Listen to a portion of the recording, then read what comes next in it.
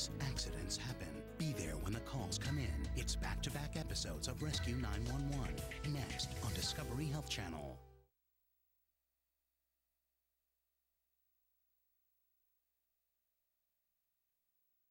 This is 911. Do you have an emergency? Today on Rescue 911, a couple faces a living nightmare. A dispatcher faces her greatest challenge. Can you tell for sure if it's the baby's head? I don't want you to say uh-oh again, but what did you say uh-oh for? I had no idea how I was going to deliver a baby rear end first. Plus,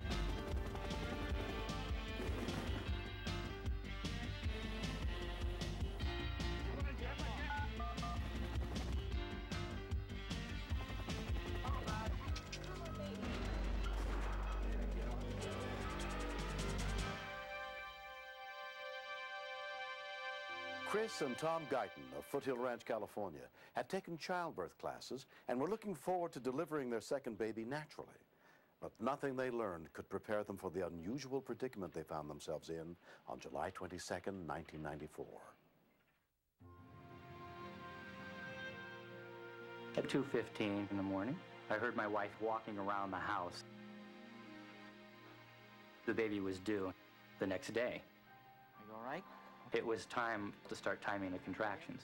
Okay, we need to time this, all right?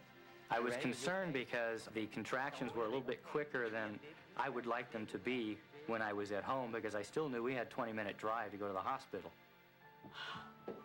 I called the doctor. The doctor says, you need to get her down here right now. I'll be right there. You're just about there. And all of a sudden, her water broke. Okay, please. Okay. I could see that the baby was going to be coming very quickly. All right, okay. And I knew we weren't going to make it to the hospital. All right, okay. Chris's mother, Rosina Pallotta, was staying with them to help after the birth. I didn't know how fast this child was going to come. I thought we were in trouble. Then I thought, what in God's name are we going to do here, the two of us? Hello, my daughter is expecting a baby and something's going wrong. Could you send somebody right away? Sure. How far along is your daughter? They expect it on the 23rd. All right. It's coming now. Yeah, okay, well, we can take care of that. Tell them they're on the way. Hello? Yeah, hi. Okay, I'm listen. going to try to help, but they are on the way. They are on the way? Yeah, they are. And you can be helpful? Yes, I can. Okay, there is something coming out right now, and I can't tell what it is. I saw something coming out, but it looked like a lot of skin. It didn't look like it would be the top of his head, but I wasn't willing to give up on the head because it's supposed to be the head that comes out first. When we continue. Can you tell for sure if it's the baby's head? I would not want to have heard somebody say uh-oh when they were standing at the other end of me delivering the baby. I don't want you to say uh-oh again, but what did you say uh-oh for?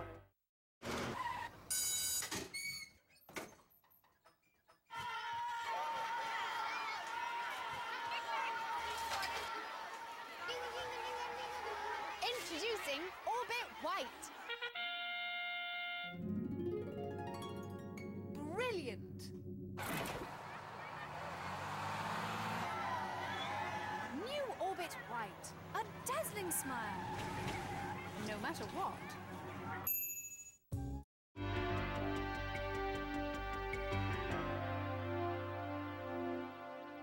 Orange County Fire Dispatcher Valerie Williamson was handling the call.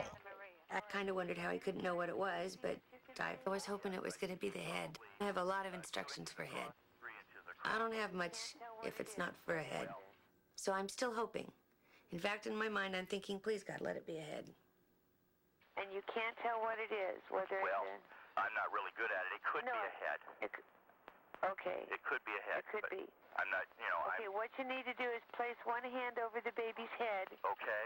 And apply very gentle, really gentle. You don't want to hurt the head. Pressure to keep the baby from popping out too fast. Should I have her pushing? She pretty much can push when she feels like it's ready to push. Don't tell her to push stop when or you're ready anything. to feel like it, Chris. Okay, Chris, here you go. I want you to push. 1, 2, 3, 4, 5. Push. Push. Boy, I don't know. Push. Push. Push. Okay, you're okay. You're okay. Head? Can you tell for sure if it's the baby's head? Then all of a sudden I hear him say, uh-oh. I would not want to have heard somebody say uh-oh when they were standing at the other end of me delivering a baby. Uh-oh would not have been the word I wanted to hear. I was just thinking how scared she must be. I don't want you to say uh-oh again, but what did you say uh-oh for? I have got a feeling that he is coming out ass first. And then I was really concerned. I just really didn't know what I was going to do. I had no idea how I was going to deliver a baby rear end first. Hold on a second there. I mean, just do what you're doing. Okay. I was alarmed. Dispatchers aren't medical experts. I didn't have the answers to give him, and the closest available help, and the best, was the paramedics who were on the way. Paramedic Bill Lockhart and his partner were still only halfway to the house. Medic 38, if it's not the head that's coming out first, if it's the other end, do I tell them to push or not push? It's best not to have them push. Put her on her left side, and we'll be there shortly. It's best to have her on her left side. Medic 38-10-4 will have her lay on her left side and not push. In the hospital, they'd immediately go to a cesarean section because breeches have about a 4 to 5 times greater risk of fetal demise. Don't have her push. Don't have her push. Don't have her push anymore. What can Have her lay on her left side. On your left side, Chris. I need you to roll over on your left Medic side. 38-10-4. I'm an airline pilot. We get a lot of training on how to handle different emergencies that could come up, but I was pretty much flying blind. If they don't get here, I'm probably going to have to do something, and I had no idea what to do at that time. I felt there was danger at that point. She kept saying my insides are coming out. Okay. Then I thought something might happen, I might lose her. And the baby. For them. The important thing for them to do is make sure that the cord is not being compressed. So they should try to push the buttocks off of the cord if they can see the cord. In my heart, I was thinking, I wish the paramedics were already there. I was thinking, please, somebody get there. Somebody that knows more than I do. You've got to make sure that the buttocks is off the cord. We've got to find out where that cord is. Right, I know what Medic you mean. 38-10-4. I can't tell if there's any cord right now. Okay, if you could feel with your fingers at all. I'm trying to do that right now. You're doing... Here comes a paramedic, Chris. Here Great. Are they in the room? They are just about in the room right now. Terrific. Well, congratulations, and I'll let you go. Okie dokie. Okay, Bye-bye. We have a full term.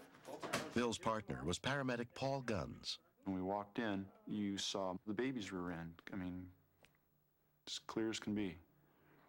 If we were unable to deliver within about 10 minutes, we'd transport, but the likely outcome would have been very bleak. We had to deliver it here. All right, he's coming. We gave the family a little bit of reassurance, but we're always honest with them, and we don't want to give anybody false hope. Get the legs out. Unfortunately, when I felt within, I felt that the legs were crossed, which means more maneuvers would have to be done. Okay. A big breath, okay? I'm gonna need that IV. Bill had a concerned look on his face. He didn't have to say anything. I knew what he was getting at. Okay, so we're gonna be pushing back up inside a little bit more and just seeing if we can straighten out those legs. Had to reach inside and uncross the legs, and I was able to get the buttocks out, and then hook the legs and get the legs out next. You might want to have to get the airway back. Yeah. The next step is to clear the shoulders. Coming along. Got meconium. That's when the clock even starts ticking faster because the umbilical cord is now definitely compressed between the baby and the pelvic structure. Hang in there, Paul. I knew that I had at that point no more than 4 minutes to get the baby out. Just a little bit. We're coming along okay. Just, all right. Just hanging up a little bit, but we should be able to get him out. Yeah, that's good. Okay. And maybe Time was counting down, and the baby was still in there. Okay, we got the shoulders. I wasn't sure whether he was alive at this time. Won't be long now. I was hopeful that the head would just pop free. Unfortunately, the head hung up on the pelvic structure. Try to take a deep breath. The baby's very ashen and gray. All right, distress. So you might want to get the ready for resuscitate. We had very little time to clear the head. The color of the baby was real poor, like there was an oxygen problem. And it was enough to really send a shiver up my spine. Okay. Your arm nice and still. Okay, I got the head out. We were able to get him out, but there was absolutely no movement whatsoever. He was just lifeless. Okay. Okay, start drying. I saw the baby coming out, and I didn't hear anything, and then I thought, oh, dear Lord, what is wrong? Okay. Is he okay? We got 10 fingers and 10 toes. Chris asked several times, is he okay, is he okay? And nobody said anything. Is he okay? And I wanted to see some sign the baby was alive. Get some O2 ready for him. The parents are distressed that the baby's not doing well. Our anxiety level's up even higher at this point. We're just drying him off and stimulating him right now. And finally, the baby took its first breath. Okay. Here we go. All right. Look at the healthy baby. Here you go, Mom. Things were looking fantastic. Oh, healthy baby boy. You could just feel the energy in the room and one communal sigh. Oh, big yawn. Oh, yeah. I was very happy. And they gave him to me, and everybody was fine. Way to go, Tim. Way to go, Chris. And the paramedics, they have a radio that they carry with them, and they keyed up, and I could hear him cry. Hey! 54, we have a healthy little boy. So that was really neat. Give him a big kiss. Oh, yeah. 7-pound, 11-ounce baby Mark was examined at the hospital and found to have suffered no ill effects from his unusual entry into the world. It was such a great experience to witness the birth of my grandson, especially at my age. I mean, you know, you not always have the opportunity to live to see this. How you doing? Yeah. He's just a joy to be around. I love him. He's a great little kid. He's my son. Let's go. Giving birth is like no other experience you can possibly have. And when you see that child and everything's fine and the baby's perfect, it's just an indescribable feeling.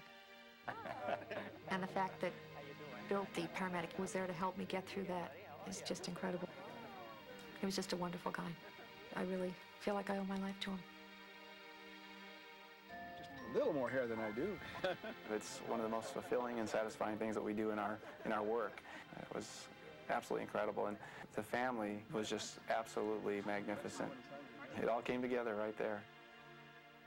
It was an added extra special moment for me because 3 hours prior to us getting the call, it had become my birthday. Mark's got the same birthday as I do. It was a nice way to start my birthday. It was a great way to start my birthday. Valerie, the voice of the night. I was really grateful to get this call. We do the best we can, but I've been on the phone trying to save someone, and it hasn't been successful. Oh, he's beautiful. Pretty much on a scale of good calls, this one was off the chart. Well, you helped a lot. Bottom line, only God decides who lives and dies. But I really, really like the good calls. Incredible. Well, it's all your fault.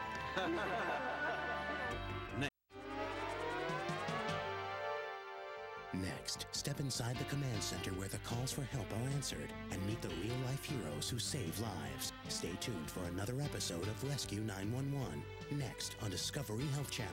Real life, medicine, miracles.